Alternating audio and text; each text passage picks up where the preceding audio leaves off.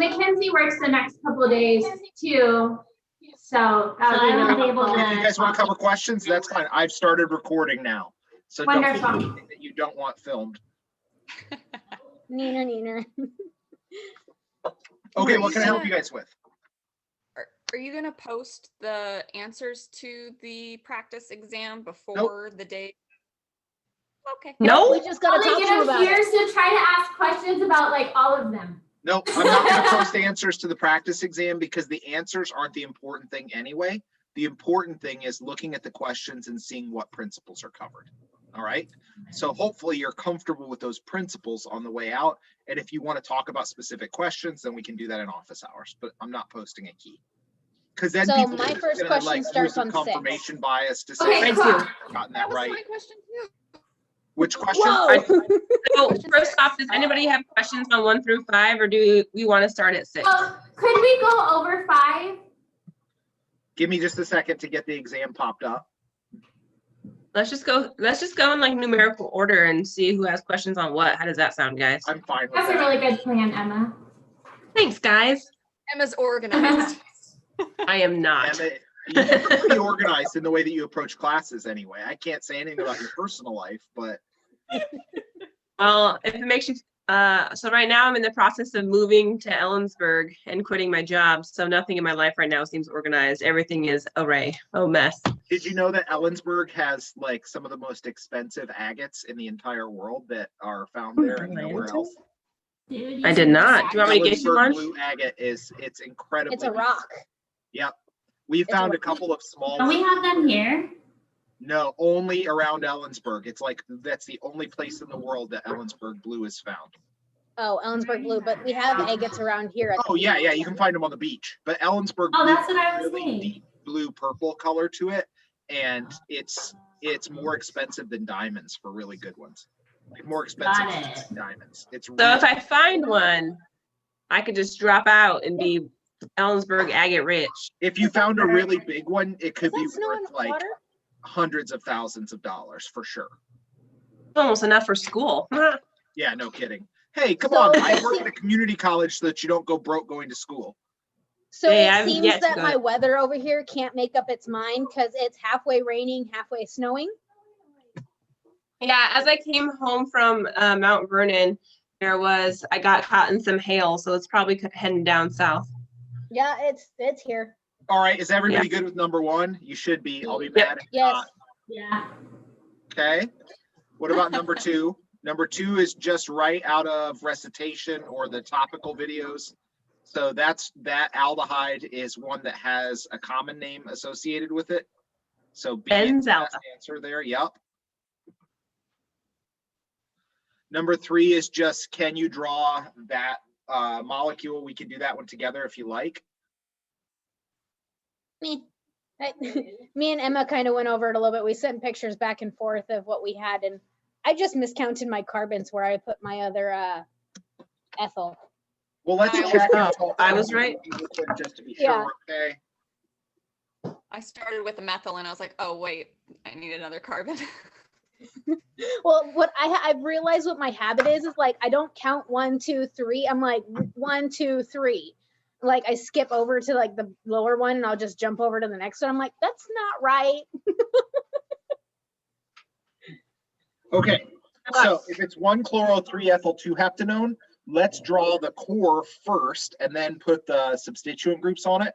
So we've got a chlorine atom at carbon number 1, an ethyl group at carbon number 3, and our ketone is at carbon number 2 of a 7-carbon longest chain, 2, 4, 6, 7. There's our ketone at carbon number 2. Our chlorine atom is at carbon number 1. And then at carbon number 3, we have an ethyl group. And there you go. Sweet. Yep. Nailed it. Sweet. All right. Smashed Much it. better about this so far. It's not supposed to be a super hard test. Some of the free response questions are harder because they're not things that you've seen directly before. It speaks to like, how well have you internalized the principles instead of just regurgitating a fact.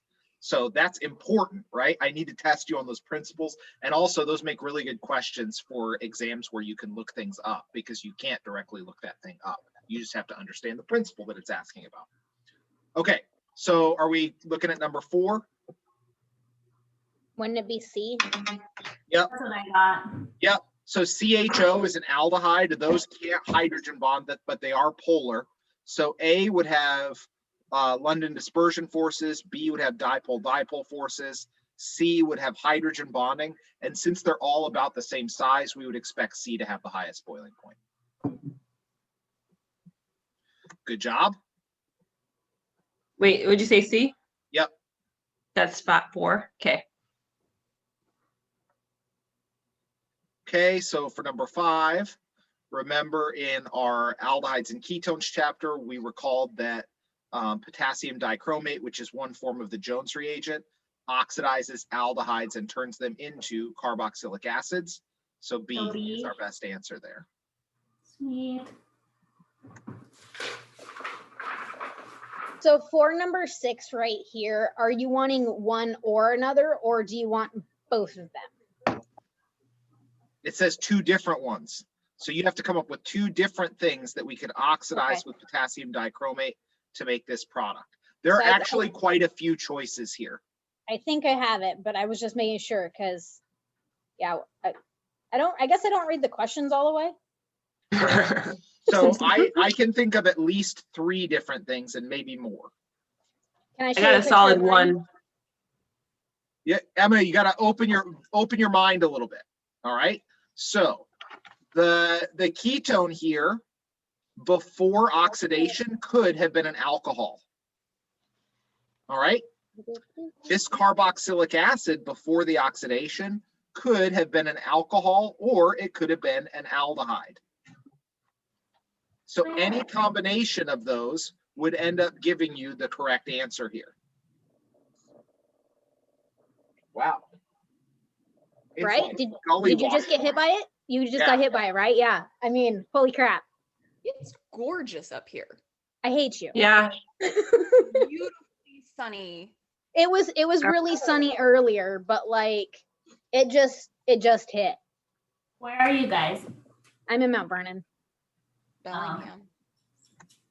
We're on Whitby. All right. So you said the it could be That alcohol ketone up top. could have been an alcohol at the beginning. So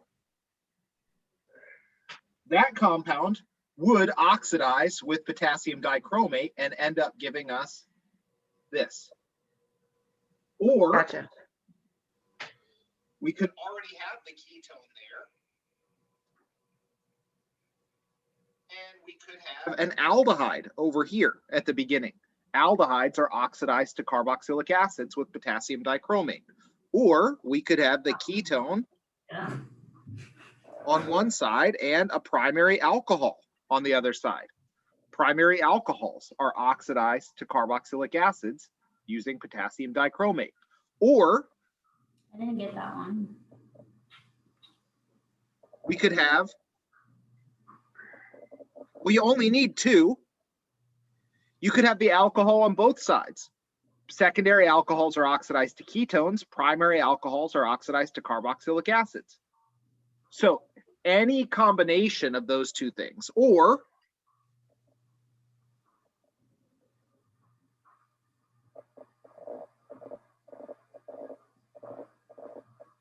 we could have the secondary alcohol here and the aldehyde here.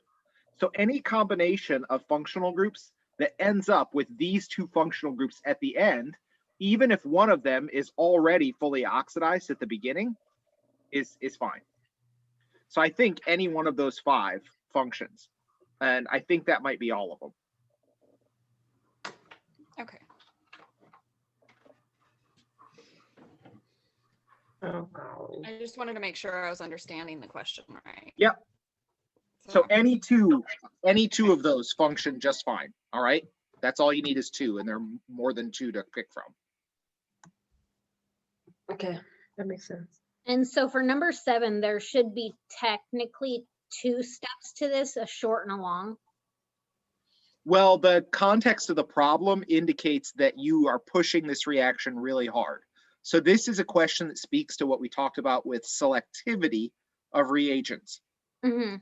So selectivity dictates that H2 and a transition metal works better for reducing carbon-carbon double bonds and not quite as well for reducing carbon-oxygen double bonds. But in the context here, we're saying that we're pushing the reaction really hard, so we would expect both of those to be reduced. So I would suggest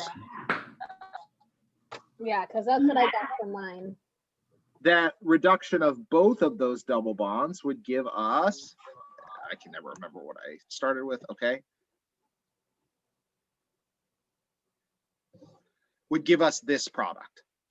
We've reduced both the carbon-carbon double bond and the carbon-oxygen double bond.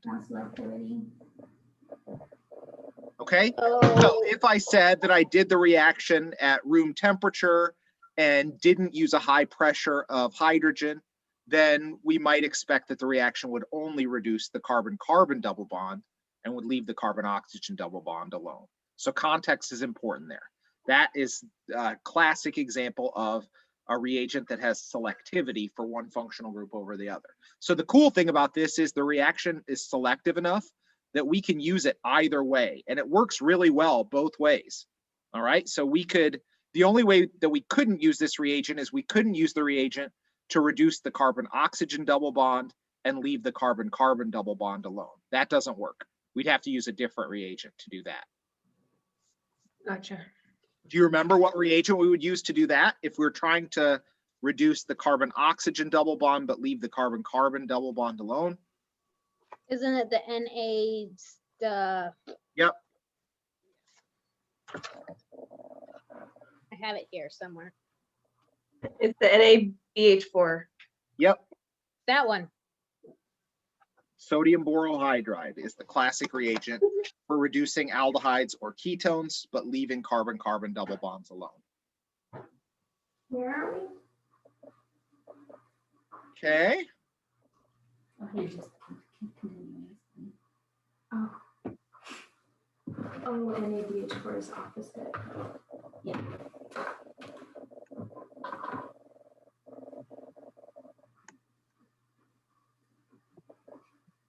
Okay. Wait, I skipped 8. I straight up did not even apply it. I don't understand 8.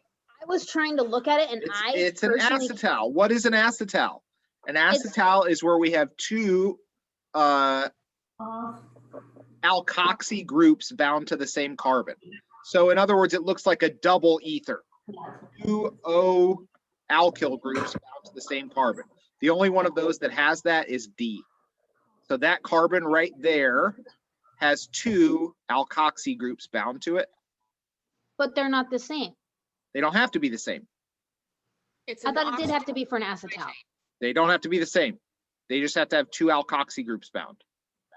Now, normally when we make them, it is the same because we use two equivalents of the same alcohol to make them.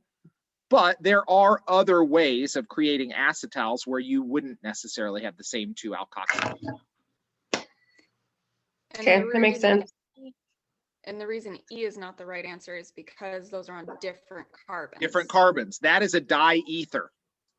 There are two different ether functional groups in E. If the oxygens with their side chains shared the carbon though, that's Yep. If that CH2 was cut out and that oxygen was bound right there instead, then we would have an acetal. acetal.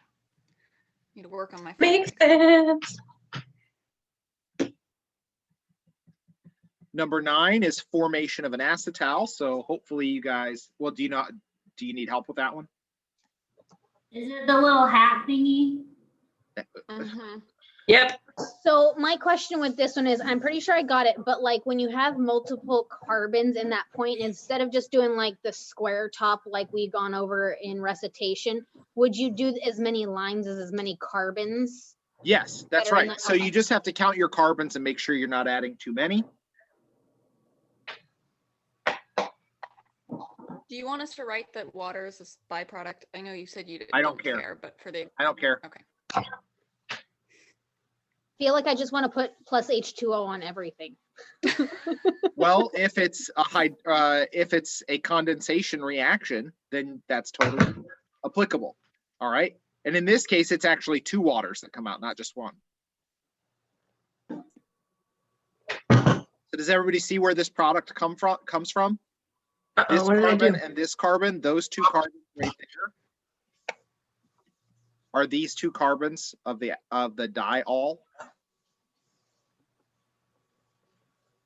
Yeah, don't forget to leave in that extra carbon because Emma forgot. The one between the hat and the body. I was going to mention that to you, but I was waiting until recitation to see it, or not recitation, but till office hours to see if you were going to be here. So number Girl, 10 you can is call me out great anytime. because number 10 is great because there's a nomenclature principle here that like if you just were using some sort of naming program on a computer, you wouldn't be able to explain why this was named this way. But if we draw butanone, why is it that butanone doesn't need a locant for the ketone functional group? Because no matter where you move it, it's the same name. Yeah, so butane is a 4-carbon chain. Butanone would be a ketone on that chain. Now, if we move the carbonyl group here or here, it's not a ketone anymore, it's an aldehyde. And if we move it here, it's still in the same place because we count from the opposite direction. So that's kind of what I was going for. You have to explain it in words. There's not a term for that. I almost said geography. What? Geometry, not geography. There's not like a specific term for that geometry where, because no matter how you flip it, it's the same. No, not really. And I wouldn't call that geometry. Geometry is another word for shape. So maybe symmetry would be a better way to say it. Symmetry. But it's not really symmetrical either. So, all right, number 11, our basic principle that we're looking for here is what? Like dissolves like, right? So the one that is the most like water in its intermolecular forces is probably going to be the most soluble in water. Which one is that? A. You guys don't need my help. Well, see, Oh, these yes, we do. Wait until I have so many more question marks on my little bit later. Yeah, me too, later. All right, so number 12 is another acetal formation. You guys should be good with that. I need help. Why? Oh, Because are this you one has serious? a 2 in front of it. Yeah, because it has a 2 in front of it. Does that That change just means you anything? use 2 of those methanols. I was trying to help you remember what the product was going to look like by putting that 2 there. I think you probably So it confused us more than helping. Yeah, it ruined me. You get bunny ears? Yeah, it would be bunny ears. Where's my hand? Did it wrong. Little guy that looks like Is that he's what I doing did? this number. There's your OCH3 of one of the alcohols and your OCH3 of the other alcohol. I changed. You did- Okay. If you didn't have a 2 in front of there, would it be expected that we would still get that product? It should be the same product either way. Okay. The assumption is that there is no limiting factor amongst the reactants. Or the better assumption would be that the alcohol is in excess. Oh, and then I just wrote that up. Okay. Thanks for putting the 2 in there then. We know where. Yeah. But what I figured with that was, even though it said 2, was even if the double bond of the oxygen broke off, you could still only use 2. It's not like you can add an extra attachment to it to make it more. So that's kind of what I thought about. Reminder not to do the hemiacetal, not to only go halfway. No. We didn't even learn that. Well, I didn't. Right, No. because it doesn't stop at the hemiacetal. Gotcha. So this is number 13 is a carboxylic acid with a 5-carbon longest chain and methyl groups at carbon number 2. So I would call this 2,2-dimethyl pentanoic acid. Emma, I think you have hexanoic on yours. Yeah, I did. And Count then your when I carbons saw carefully. yours, Yep, 5 carbons long for that longest chain. Okay, so we're naming number 14 as a derivative of benzoic acid. So I totally didn't see that this had like A, B, C, D under it, and I actually named it. Yep. Which So- actually really helped. So B is actually a good fooler because it's not acetobenzoic acid or benzenoic acid. It's benzoic acid for the core structure. So 3 would actually be a correct locant. You could call this A is a correct answer. All right. Meta bromobenzoic acid, or you could number that position. So 3 bromobenzoic acid is also a correct answer, but it's not one of the ones listed. Yeah, I chose B. So yeah, it's not acetobenzenoic acid for that core structure. It's just Yeah. benzoic acid. That's what you had to remember there. All right, so number 15 is hydrolysis of an ester in acidic conditions. So whenever we hydrolyze an ester, we get back our carboxylic acid and our alcohol. We just have to make sure that the carboxylic acid looks right for the conditions. All right. And in acidic conditions, carboxylic acids have their proton attached.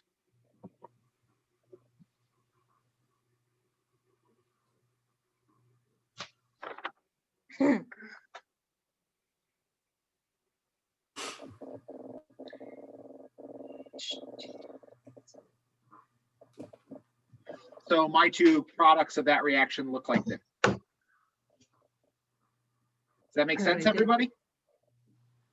When we do hydrolysis of an ester, we get back our alcohol and our carboxylic acid. But if we're doing the hydrolysis in basic conditions, that would be proton's O not going to negative. be there anymore. Yeah. All right. But whenever you do hydrolysis of an ester, you get back your carboxylic acid and the alcohol. All right. Those 2 products are, that's what you get.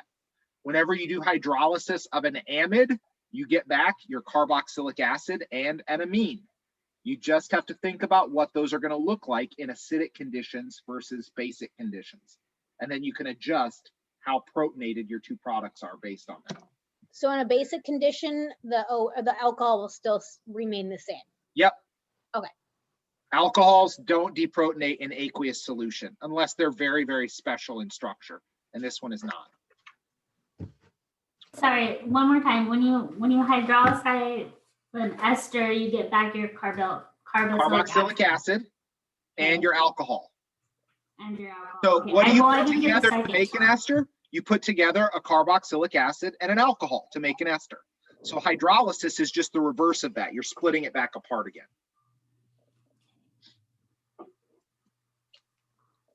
and then for the second one, you said hydrolysis of a blank is alcohol and amine. An amide. Hydrolysis of an amide gives you back an an amine and a carboxylic acid. So you can also pronounce it amide if that makes you feel better. I'm an amide guy myself, but some people like amide.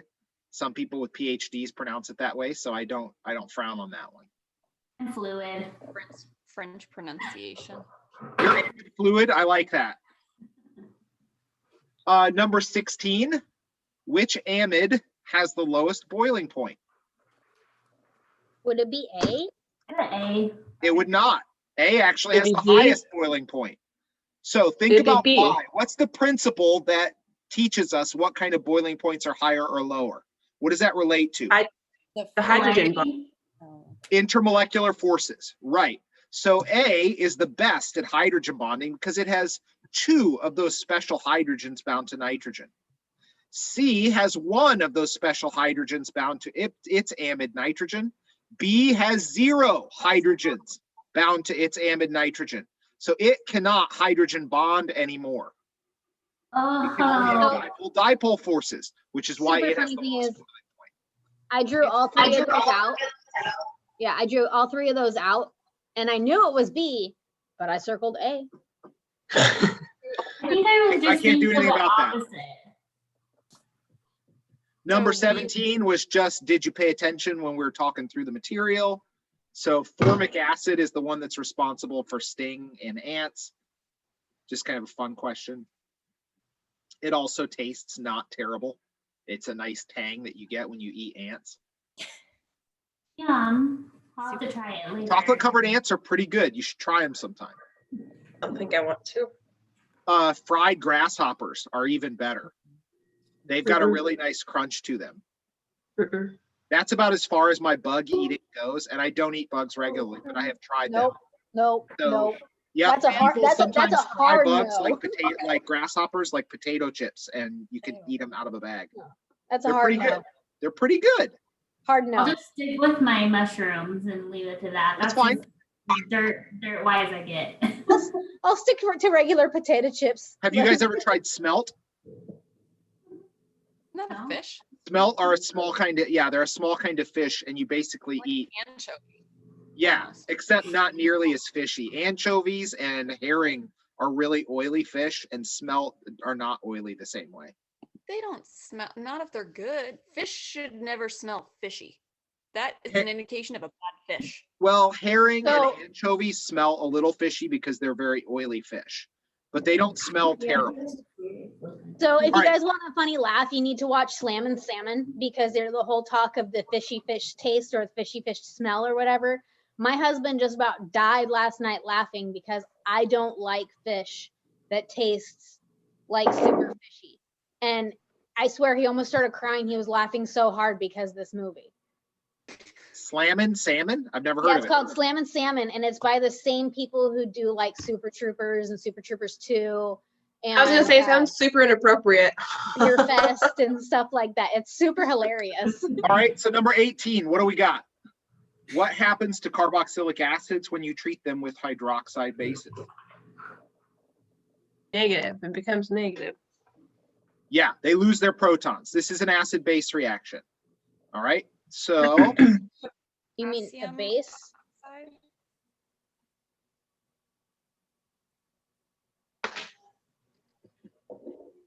that carboxylic acid is going to lose its proton and end up with a negative charge. If you wanted to, you could also write in the counter ion, the lithium plus. You don't have to.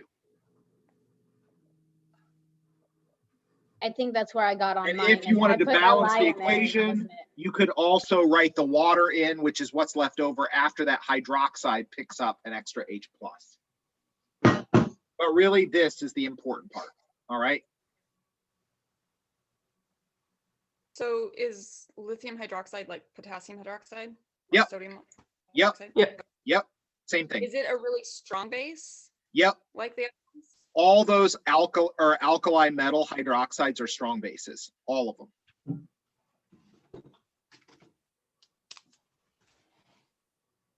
Okay, number 19 really threw me.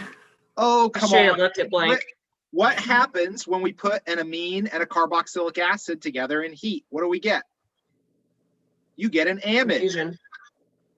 So this is an amide formation reaction. It just so happens that the amine and the carboxylic acid are on the same molecule. So we're attaching this nitrogen to that carbonyl carbon right there. And we are pulling out a water. So what does that look like after it happens? I'll give you guys a second to try it. Is it like that? I can't see, that's too small, but we'll get there. All right, let's count our atoms in the ring. 1, 2, 3, 4, 5, 6 atoms in that ring that contains the amide functional group at the end. So the nitrogen, carbon, carbon, carbon, carbon, carbonyl carbon, that's a total of 6 atoms. 1, 2, 3, 4, 5, 6. Okay. So what I'm going to do, and this might help you, is I'm going to try and show kind of what this thing looks like right before the ring closes.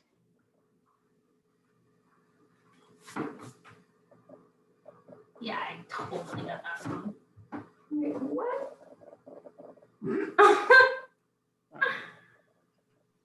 That 1, 2, 3, 4, 5, 6. Wait, that's one too many carbons. Let's try again.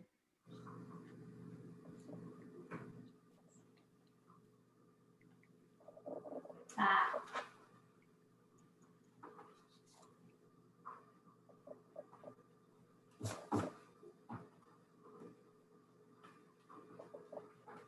So all we need to do is attach that nitrogen to that carbon to finish our reaction. It is a condensation, which means that we lose water in the formation of our product.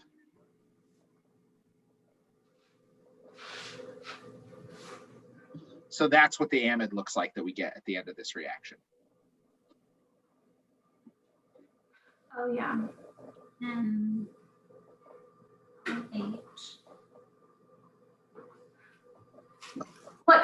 What is the reaction called again? Amide formation. Okay. I'm trying to. Everyone's faces, yeah, are like in the way. Pop that away. I think it did it wrong. Like I got that whole point of bringing it around, but I don't know, counting all the carbons and everything, and then Count trying all to the figure atoms it in the out, ring. like, You can move that. number 21, like I have no idea. All right, we'll get there. Number 20. Remember, Remember, the problems can't all be cakewalky problems. All right, that's a hard problem. Why not? I made it to be a hard problem. So sue me. I might. I I might will not too. have hard problems on my test. It's my test. Our test. I'd be This happy is- with just naming stuff. Same thing. just give me the multiple choice. Then that way I have like Exactly. a 25% chance of getting it right Number or wrong. 20, hopefully you got that for your product. That's pretty easy. Ester formation. All right, now number 21, you're going to form an acetal, and both of these oxygens are going to end up with bonds to this carbonyl carbon. So we're going to make a ring that's formed by moving that oxygen over and forming a bond to that carbonyl carbon. And then this oxygen is also going to form a bond to that carbonyl carbon. So let's look at the two rings that we're going to form and see how big they are. 1, 2, 3, 4, 5 atoms big for that one. And 1, 2, 3, 4, 5, 6 atoms big for that one. So the correct product that you're looking for is going to look like this. That is our carbonyl carbon, but it's going to be replaced by 2 bonds to those oxygens out on the edges.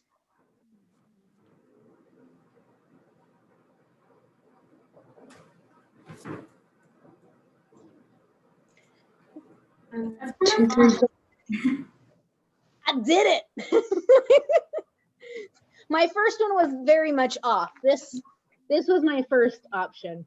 So count the atoms in the ring. That's your carbonyl carbon. 1, 2, 3, 4, 5 on the left.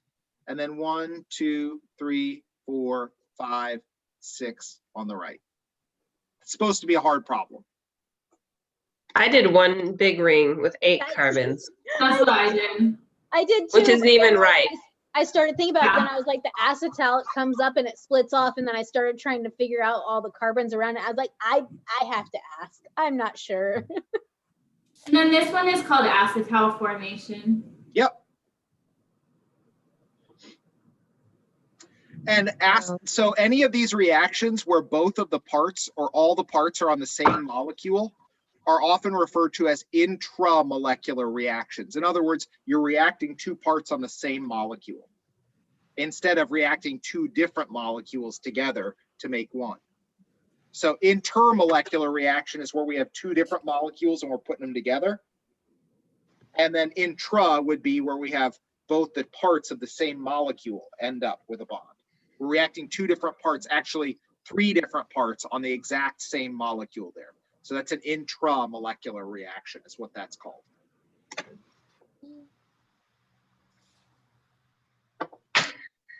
Okay, so this is an amide. We are hydrolyzing that amide in acid. What do we get when we hydrolyze an amide? We always get a carboxylic acid and an amine. It just so happens that when we break that amide bond, our carboxylic acid and amine end up on the same molecule. All right.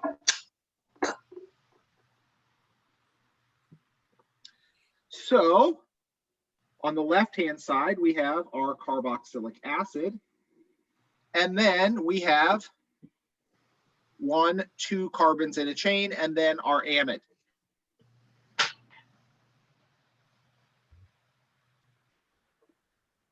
Now, in acidic conditions, our amide, instead of being an NH2, will pick up an extra proton and be an NH3+.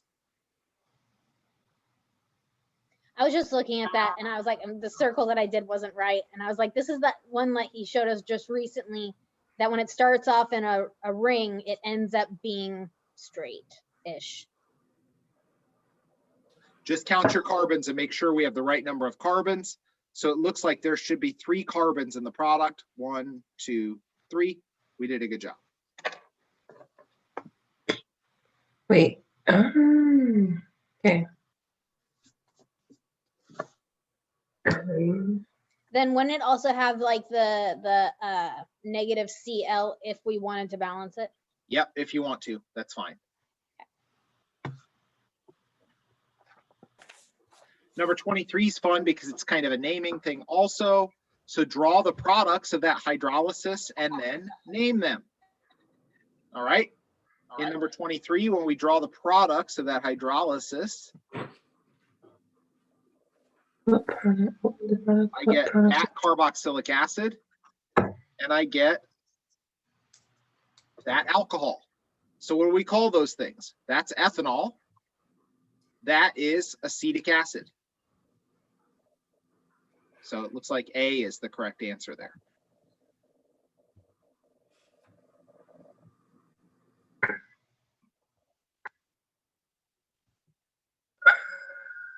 That's not fair. You have 2 acetic acids, or you actually have 3 acetic acids in there. Yep. Got to get both products right. All right, so number 24 is fun. I really like this one a lot. So what is the structure of dimethylformamide? Well, I show you the 2 reactants, formic acid and dimethylamine. And when we put those together, we get an amide.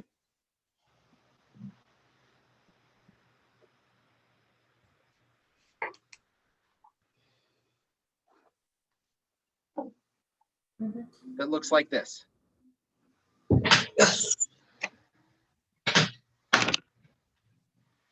Now, I've gotten several questions about B. You're not supposed to know anything about polar aprotic solvents before the exam. You're supposed to be able to figure it out because I tell you what a polar aprotic solvent is in the question. Polar aprotic solvents are solvents that are polar but cannot hydrogen bond. All right. So which of these are polar but cannot hydrogen bond? Well, that ether functional group is going to make that diethyl ether a polar solvent. There are no hydrogens covalently bound to oxygen, nitrogen, or fluorine in there. So that is a polar aprotic solvent. Acetone, also a polar aprotic solvent. The carbon-oxygen bond is a polar bond. So acetone is polar, but there are no hydrogens in the correct place to make hydrogen bonds here. So that's polar aprotic. This is called acetonitrile, is the common name for it. Or the carbon-nitrogen bond is a polar bond, but there are no hydrogens covalently bound to oxygen or nitrogen or fluorine. This is also a polar aprotic solvent. This amine, triethylamine, is the hardest one to figure out. It is also a polar compound. You have to remember that amines on their nitrogen have a trigonal pyramid shape. So if we're thinking about the shape of this molecule, it would actually look like this.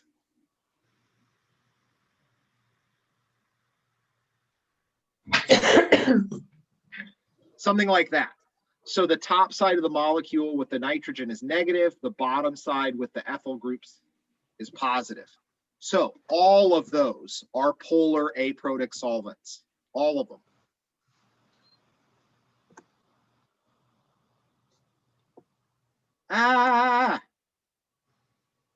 What?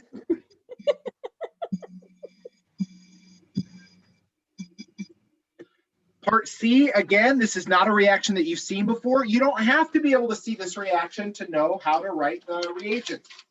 All right, so do we know some reagents that can be used to reduce carbon-oxygen double bonds? We do. We know that carbon-oxygen double bonds can be reduced with H2 and a transition metal catalyst. Or if you wanted to put NaBH4 in here, you wouldn't get any credit taken off. even though in reality, nitriles like this don't reduce that readily in NaBH4, but you wouldn't know that. So I was looking for you to apply what you know about carbon-oxygen double bond reduction to a functional group you had never seen before. So H2 in a transition metal would work fine for this. I blew him up with questions about this one. By the end of it, he was just like, I'm done. I'm done. Just stop. Well, you were complaining about language in a practice test. And I was like, Jesus, I have better things to do with my time than to quibble about word choices in a practice test when I'm trying to keep up with grading and videos and 100 other things. Are you gonna curve our grade soon? Yes. I was going to do that before Orlina interrupted me the other day and asked me about the words in this exam. And then I Sorry, totally forgot to do it. Yeah. My bad.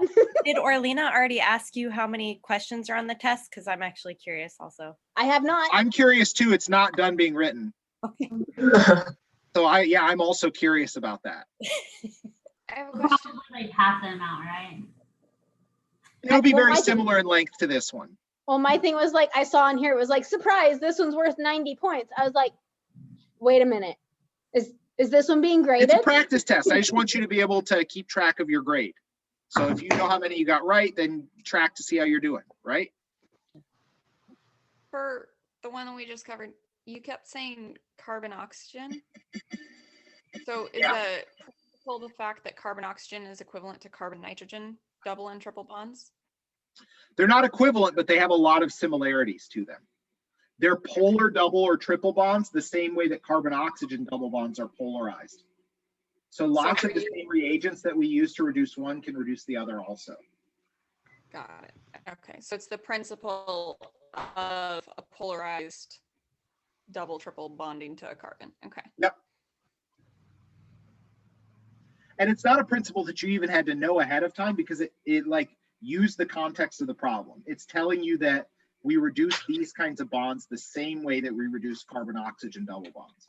So you should be thinking in your head, what reagents do I know of that reduce carbon oxygen double bonds? And your choices there are H2 in a transition metal or sodium borohydride. Those are your choices. And you get full credit for either one of those, even though in reality, sodium borohydride doesn't do this reaction very well. There are other hydride reagents that can do this reaction really well. Lithium aluminum hydride is really great at this, but we're just, I can't cover everything in this class. So anyway, it's a principle question. It's not a, do you have this reagent for a reaction you've never seen memorized? No, the answer is no, I don't. No, and you're not supposed to. You're supposed to be able to apply what you've learned elsewhere. That's the whole point of that question. Number 25, what does aniline look like? Remember, aniline is where we have an amine, a primary amine attached to a benzene ring.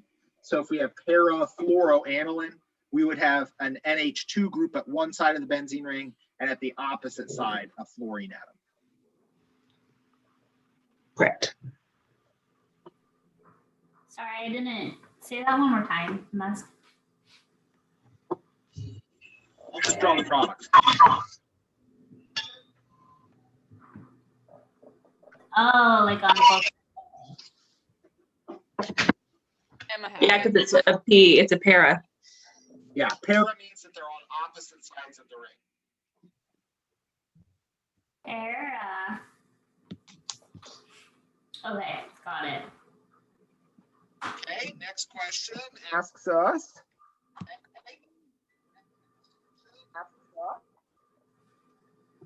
Ethylamine, which is the product of the reaction, reacts with HCl to produce a product that's soluble in water and not very soluble in organic solvents.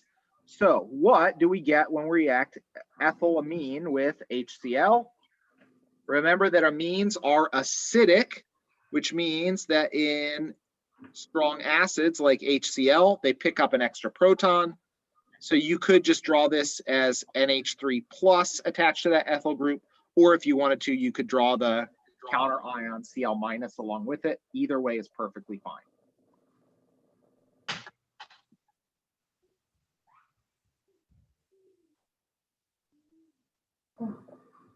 I think we may have had a repeat question or a very similar question. So the lowest boiling point one here is obviously the one that doesn't have any hydrogens attached to the nitrogen of the amine. Oh, it is different because it's an amine, it's not an amide. All right, so tertiary amines like C that don't have any hydrogens attached to the nitrogen, they can only do dipole-dipole attractions, not hydrogen bonding. So they have lower boiling points than similarly sized secondary or primary amines. Number 28, big structure. And actually in the old version of the exam, I asked something about the stereochemistry of this, but because we're not covering it now, I just asked what kind of amine is in there. So that nitrogen is bound to 1, 2, 3 carbons. That's a tertiary amine. For the geometry, the OH would be around a carbon that's I don't remember the name for those carbons. What? What are you talking about now? Where it has 4 different groups around it. Oh, a chiral carbon. If you're worried about which atoms are chiral in this, so I think that may have been what I asked originally. That carbon right there is a chiral carbon. That carbon is a chiral carbon. And that carbon is a chiral carbon. Got it. Okay, so there's 3 of them. Okay. All right, everybody else just shut your ears for like a split second. Into it. Yeah. Okay. And then we've got 2 other functional groups that we've never seen before, but they're based as nitrogen-based functional groups. And enamine is kind of a combination of an alkene and an amine together. So that's what this is. And this is an imine where we have basically what looks like a ketone, but it's an NH attached to the carbon instead of an oxygen. So we have to indicate the correct shape around each of these nitrogens. That nitrogen has 3 bonds and 1 lone pair attached to it, which means it's trigonal pyramid. This nitrogen has a lone pair, a double bond, and a single bond. So 3 electron groups attached, which makes that nitrogen bent in geometry. That again, please. It has 3, so it's bent. Yeah, I'll show you. Not I'll show you. Okay. It's not trigonal planar. In order to be trigonal planar, it would have to have 3 electron groups that were all bonds to other atoms. Oh, okay, I got it. Never mind. When he went over this the first time when we were going over the shapes and everything, when he mentioned this, I actually wrote it in my book next to the bent. So I had a feeling later on it was going to come up. So that lone pair takes up 1 of the 3 electron groups. But the only thing that matters in terms of shape is where the atoms are around the central atom. So that carbon and that nitrogen are in line with nitrogen, but it's not a straight line. That bond angle is 120 degrees, not 180. So we call the geometry around that nitrogen bent. Now, if we had another atom bound here, so if that was NH2 plus with a double bond to carbon, then it would be trigonal planar. If there was a hydrogen here instead of that lone pair, then it would be trigonal planar. Acidic environment? And then, right? What? If it was in an acidic environment, then it would be trigonal planar? Well, if so the basicity of imines is not nearly as basic as the basicity of amines. So don't worry about that. Okay. You might be able to get an imine to pick up an extra proton, but it's a lot harder. As a matter of fact, you certainly can. You can, but it's not as easy. So this nitrogen would pick up a proton before this nitrogen would. pH 1. Yeah, both of them would probably be protonated at pH 1. Okay. And then you just have to look for 2-phenylethylamine hiding in here someplace. So the key here is that we're looking for a benzene ring, a 2-carbon chain, and then a nitrogen at the end. So A definitely has that hiding in there, benzene, 1 carbon, 2 carbon, nitrogen. All right. So 2-phenylethylamines hiding in A. It is not hiding in B because we only have a 1 carbon spacer between the benzene ring and the nitrogen. It is hiding in C because we have a benzene ring, 2 carbon spacer, and then a nitrogen. So A and C both have that 2-phenylethylamine hiding in them. Bless you. Unless So we would need to circle both of them? Yep. So for that, you would draw it and then you would look for it. No, he's just saying that these both have carbon in between them, and this one does not, between the ends. So the Right. core of 2-phenylethylamine that we care about that's hidden in all kinds of different psychotropic compounds looks like this. So we have to have a benzene ring and then 2 carbons and then a nitrogen. The other stuff that's attached here at any of those 3 or even on the benzene ring can vary, but that core is present in lots of different psychologically active molecules. Okay. And that's in the topical videos.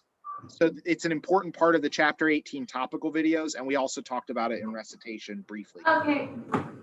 I haven't watched those yet. That's why I was confused. Yeah. I promise. I only read the first third of that exam. Trying to keep up. All right, so And now are they, we have a key. Good job. are the evens posted for the homework? Nope, the keys for the evens posts are not posted for homework. I'll post those in a day or so. Oh, Okay. you post those? I didn't Yeah, even. I Yeah. posted them before the first exam, just the evens. So there are so many odds anyway that there are a lot of answers to check regardless of whether the evens are posted. Yeah. And chapter 18 is, when was that due? Yesterday. Yesterday. So yeah, I can post that now. I didn't know you did that. I did. I posted them before the first exam. But I think the practice exam is a way better resource because the format, level of difficulty, the types of questions, like all of that is very translatable. If Yeah, you that was look going at to the be my next differences question. between Oh, sorry. Go ahead, Ray. I sometimes I ADD.